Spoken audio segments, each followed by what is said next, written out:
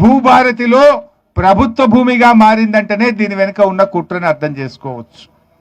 అంటే ఇప్పుడు 4 స్పష్టంగా కనబడుతున్నాయి. స్కూల్ మంజూరైంది ఒక దగ్గర, స్కూల్ని ఇక్కడికి ఎందుకు షిఫ్ట్ చేశారు? Question number 1. క్వశ్చన్ నెంబర్ 2, ఇవాళ ఆర్కియాలజీ డిపార్ట్మెంట్ జిల్లా అధికారి 7వ తారీఖున కలెక్టర్ గారికి ఫిర్యాదు చేస్తే ఇక్కడ గుప్త నిధుల కోసం తవ్వకాలు జరిగినాయని స్పష్టంగా రాసిన తర్వాత ఎందుకు ఎఫ్ఐఆర్ నమోదు చేయలేదు? ఇప్పటిదాకా ఎవరిపైన ఎందుకు చర్యలు తీసుకోలేదు? క్వశ్చన్ నెంబర్ 2 అది.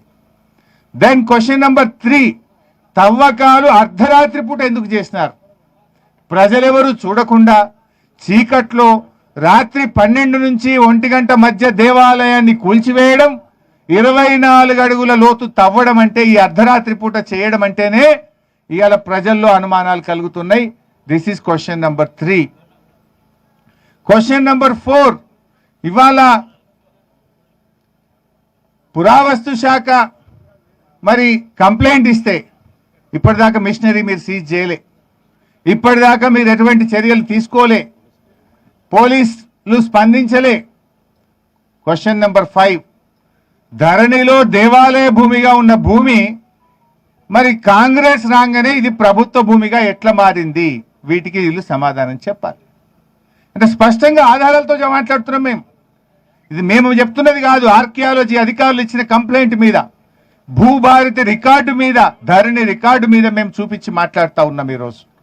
అంటే ఇంత స్పష్టంగా మనకేమర్థమవుతుంది? ఇది పూర్తిగా గుప్త నిధుల వేటలో రాష్ట్ర ప్రభుత్వ పెద్దలు చేసిన దోపిడిలో ఇవాళ దేవాలయాన్ని కూల్చివేసినారు. ఎందుకంటే రేవంత్ రెడ్డి ఎప్పుడు మాట్లాడతాడు లంక బిందెలు అంటాడు. లంక బిందెల వేటలో రేవంత్ రెడ్డి గారు ఈ దేవాలయాన్ని కూల్చిండు. అర్ధరాత్రి పూట ఆ 24 అడుగులు మరి ఎక్కడైతే విగ్రహం ఉందో దాని కింద తవ్వకాలు జరిగినాయి అంటేనే ఇక్కడ అనుమానం కలుగుతుంది. ఇలా బుకాయిస్తున్నారు, లేలే మేమేదో చిన్నగా జరిగింది అన్నారు. 60 చూస్తే ఏమున్నది?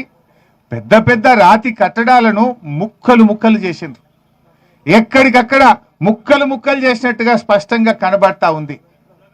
అందువల్ల మేము ప్రభుత్వాన్ని సూటిగా 4-5 డిమాండ్లు పెడతా ఉన్నాం. డిమాండ్ నెంబర్ 1, పురావస్తు శాఖ ఇచ్చిన కంప్లైంట్ ఆధారంగా తక్షణమే ఎఫ్ఐఆర్ నమోదు చేయండి. బాధితుల్ని అరెస్ట్, ఎవరైతే ఈ చర్యలకు పాల్పడ్డారో వారిని అరెస్ట్ చేయండి, ఆ మిషనరీని సీజ్ చేయండి అని మొదటి డిమాండ్ చేస్తా ఉన్నాం.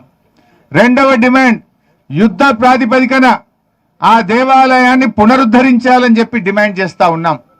మూడవ డిమాండ్, ఆ స్థలాన్ని, ఎందుకంటే 1958 పురావస్తు శాఖ చట్టం ప్రకారంగా 100 ఏళ్లకు పైబడిన ఏ దేవాలయమైనా ఏ కట్టడమైనా అది పురావస్తు శాఖ పరిధిలోకి వస్తుంది. ఈ దేవాలయం 800 ఏండ్ల చరిత్ర కలిగింది కనుక ఈ దేవాలయాన్ని, ఈ స్థలాన్ని తక్షణమే పురావస్తు శాఖకు అప్పజెప్పాలని చెప్పి కూడా మేము డిమాండ్ చేస్తా ఉన్నాం. అదేవిధంగా ఈ ప్రాంతంలో మరి అర్ధరాత్రి పూట తవ్విన తవ్వకాల్లో లంకెబిందలో గుప్త నిధులు ఏమైనా బయటపడ్డాయా? మరి అవి ఎటువైపు పోయినాయి? ఎవరి ఇళ్లలో పోయినాయి? ఏ ప్రభుత్వ పెద్దల చేతికి పోయినాయో దాని మీద విచారణ జరపాలని చెప్పి మేము ఈరోజు డిమాండ్ చేస్తా ఉన్నాం.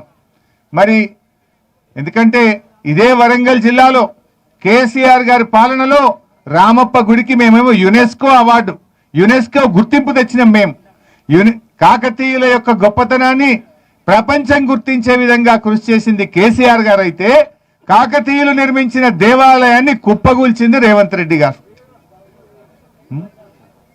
ఇవాళ కాకతీయుల యొక్క చెరువులు, వారు నిర్మించిన చెరువులను కేసీఆర్ గారు మిషన్ కాకతీయ పేరిట ఆ చెరువులను పునరుద్ధరించి ఆ కాకతీయ రెడ్డి రాజుల యొక్క గొప్పతనాన్ని, వారి పనిని ప్రపంచానికి చాటి చెప్పింది కేసీఆర్.